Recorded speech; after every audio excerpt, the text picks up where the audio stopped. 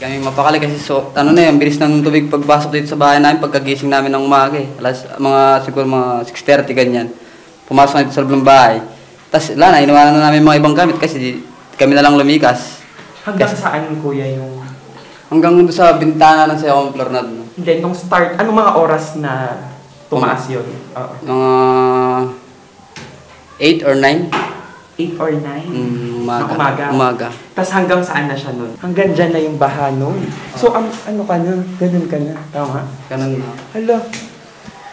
Kasi ang ginawa namin, kami na lang pamilya lumikas. Iwanan na namin lahat ng gamit namin. Bahala na kung mabasa eh. So, para ano yung tumatakbo sa isip mo nun? Nung mga oras na kailangan niya na umalis dito? Wala na, nandun na yun. Wala na akong maisip kung di likas na lang yung pamilya ko eh. Tapos, ang ginawa namin, lumipat kami sa third floor. Eh, tumataas uli yung tubig sa, sa third floor. Lipat ulit kami doon sa fourth floor. Sa fourth floor yung bahay niyo? Hindi, doon po. Sa kabilang pabrika, sa kabilang kalsada na. Kasi wala na kaming malikasan dito eh. Puno ng tao doon sa taas. So, wala kayo kuyang nailikas na gamit na kahit ano? Meron naman po yung mga higaan. Higaan at damit? Damit na iba. Pero halos karamihan lahat doon, basa na lahat.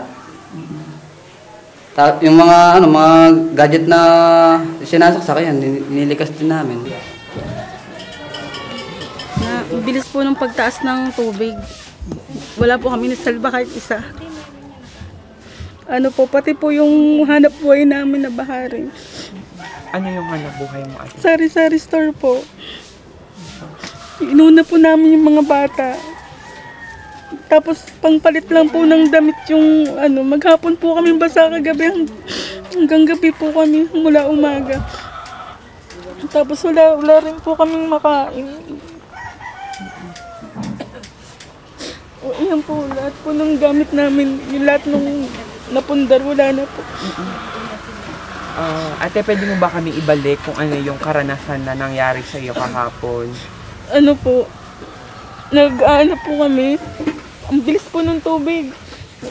Hindi na po namin alam kung anong unahin namin. Tapos, dito na lang po kami dumaan. Lubog po yung mga bubong namin. Tinanggap na lang po namin na ganyan na po nangyari sa amin. So, ano yung mensahe or kailangan yung tulong siguro sa gobyerno ngayon? Kahit konting financial lang po. Makabangon man lang po kami. Para po mas masahol sa Ondoy po to eh. Ang hirap po ng sitwasyon namin dito. Ano yung tumatakbo lahat sa isip po ng paninda namin na baha din. Ano yung tumatakbo sa isip mo ate kahapon nung nagsa-start ng Nandiyan lang po kami, umiiyak na lang po kami dyan sa may creek. Nakatingin po kami habang nilulubog na po. Dasal lang po kami ng dasal na tumigil na.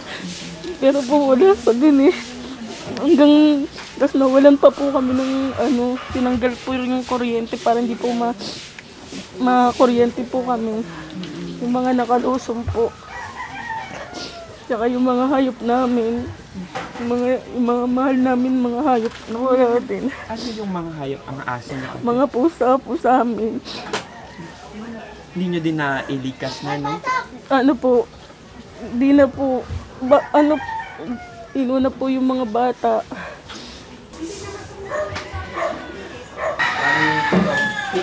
Namin nasira yung mga sahig namin, dingding.